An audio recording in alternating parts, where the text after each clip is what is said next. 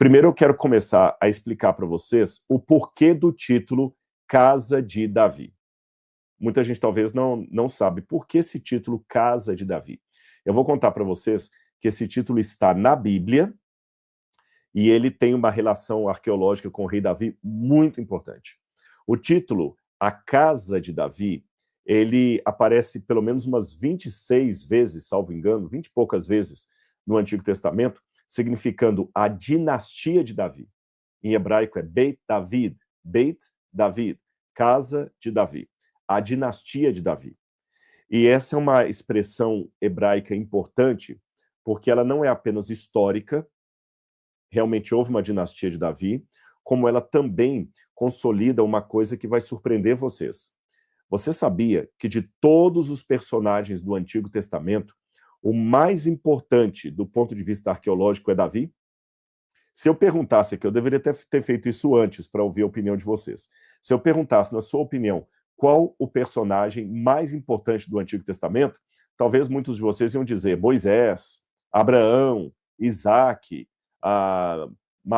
Matusalém, Adão, iam dizer talvez que seria Adão, ou quem sabe Melquisedeque. Mas do ponto de vista da arqueologia, o personagem mais importante do Antigo Testamento é o rei Davi. Sabe por quê? É porque na figura histórica de Davi está amarrada ou elencada uma série de acontecimentos bíblicos que comprovam a historicidade das narrações bíblicas, dos pontos, dos episódios que a Bíblia descreve. E Davi é tão importante a sua existência para a história que se Davi não existiu, até a realeza de Jesus como Messias está comprometida. E por muito tempo, vários autores céticos, descrentes, afirmavam com erudição que Davi não havia existido. Até por volta de 1990, não existia nenhuma comprovação da existência de Davi fora da Bíblia. Então isso era um prato cheio para os céticos. Eles diziam, não, Davi não existiu de maneira nenhuma. Davi foi apenas uma figura literária, uma lenda mencionada na Bíblia. Tem um autor chamado Philip Davis, por exemplo, que ele chegou a dizer que Davi era tão histórico, ele colocou com ironia, entre aspas, como o rei Arthur da Távola Redonda. Então ninguém acreditava na existência de Davi. Os crentes, os que acreditavam na Bíblia, diziam, mas a Bíblia menciona Davi. Flávio Josefo também menciona, mas Flávio Josefo baseia-se nas histórias da Bíblia. E se Davi não existiu, toda a realeza de Israel fica comprometida, as promessas davídicas do Messias ficam comprometidas, o próprio fato de Jesus ser dito, eu sou o filho de Davi, também é uma afirmação que ficaria comprometida. No livro de Atos dos Apóstolos, quando Pedro prega para aquelas pessoas ali perto do templo de Jerusalém, Pedro fala, vocês sabem que o túmulo do nosso pai Davi está aqui até hoje. Isso é mencionado no livro de Atos dos Apóstolos. Então, tudo isso cai por terra se Davi foi apenas uma lenda.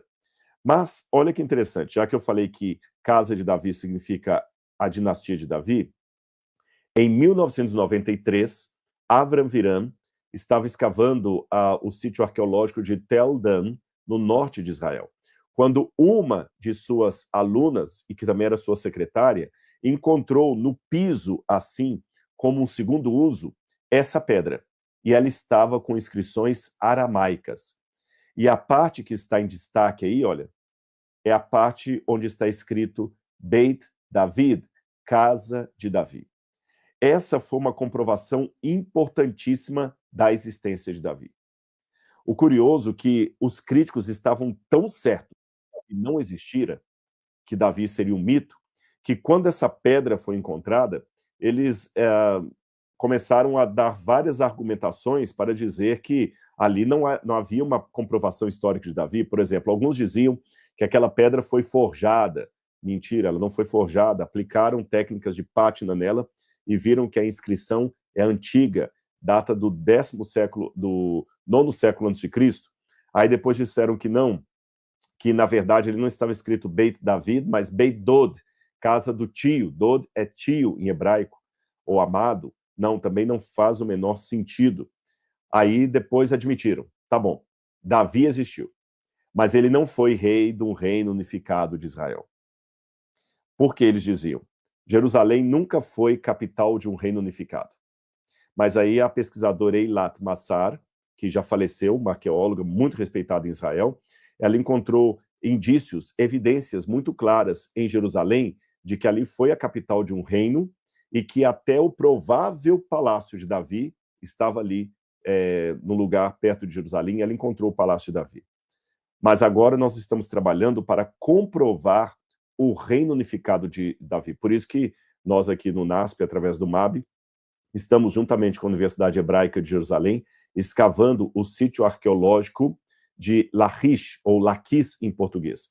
Estamos ali comprovando, olha o sinal que eu falei com vocês. Quem está chegando na live agora, fica tranquilo que isso aqui é apenas um medidor de pressão, ou aferidor de pressão, né? Está verificando se minha pressão está tudo bem, e ele fica a cada 15 minutos fazendo esse barulho. Então não se surpreendam, tá bom?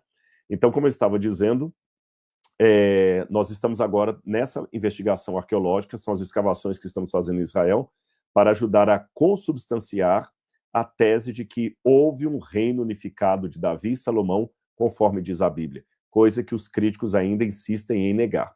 Por exemplo, eles afirmam que Davi existiu. Agora, depois do achado da pedra de Tel Dan, não tem como negar. Mas eles insistem que Davi foi apenas um bandoleiro qualquer, não um rei de um reino unificado. Curioso que antes do achado dessa pedra de Tel Dan, houve uma outra comprovação de Davi, essa aí, olha, que é a estela de Mesha, que ela está hoje no Museu do Louvre.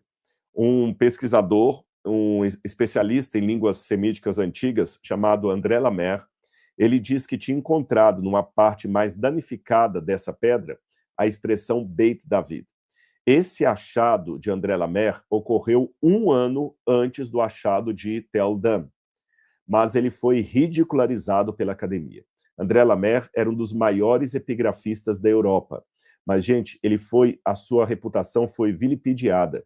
Ele foi atacado, a sua cátedra na Universidade de Sorbonne quase foi ameaçada, porque os críticos estavam tão certos que Davi não havia existido, que André Lamer dizer que havia encontrado uma prova arqueológica do rei Davi seria a mesma coisa que eu agora, enquanto arqueólogo, digo que eu encontrei uma comprovação arqueológica do Pé Grande ou do Saci Pererê.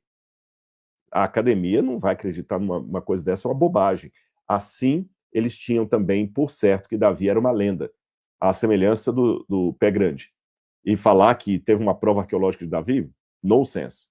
Até que 1 ano depois, o professor Avram Veran encontrou aquela inscrição em Israel, e em 2021, em plena pandemia, uma nova pesquisa realizada nessa pedra de Mesha comprovou que o professor André Lamer estava correto. Davi existiu.